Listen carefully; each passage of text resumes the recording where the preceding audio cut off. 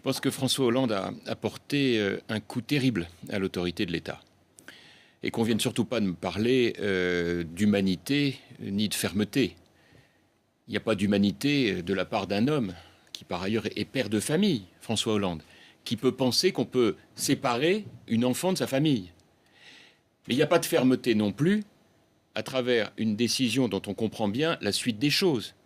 Si la jeune Leonarda revient en France par une voie de régularisation qui n'appartient à aucune loi, donc qui relèverait du fait du prince, elle pourrait alors demander automatiquement le regroupement familial pour l'ensemble de sa famille. On se moque des Français, on se moque de la loi, et c'est absolument intolérable de faire de cette affaire qui devrait être réglée par la loi et l'autorité de l'État, une affaire d'État avec un président de la République qui vient quasiment dialoguer en direct avec une famille dont je veux rappeler qu'elle est arrivée en France en janvier 2009, qu'elle a mis en œuvre 8 procédures de demande d'asile qui toutes ont donné lieu à la même réponse de l'administration française, à savoir refus de régularisation puisqu'elle ne rentrait dans aucun critère, et que, à la fin de tout cela, lorsque l'on met en œuvre l'application après 5 ans, on oublie de dire que cette famille a été prise en charge par la solidarité nationale pendant 5 ans.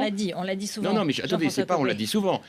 Il faut que chacun comprenne ce que cela signifie quand on met cela en face des propos délirants d'une partie des responsables de la gauche. La solidarité nationale a pris en charge l'aide juridictionnelle, la scolarisation des 7 enfants de cette famille pendant près de 5 ans, sans oublier l'aide médicale d'État, donc 100% de couverture maladie, pour une famille en situation irrégulière pendant 5 ans. C'est la loi, puisque les recours permettent cette situation. Eh bien voilà, vous avez mis le doigt sur le problème et l'hypocrisie généralisée à laquelle on assiste.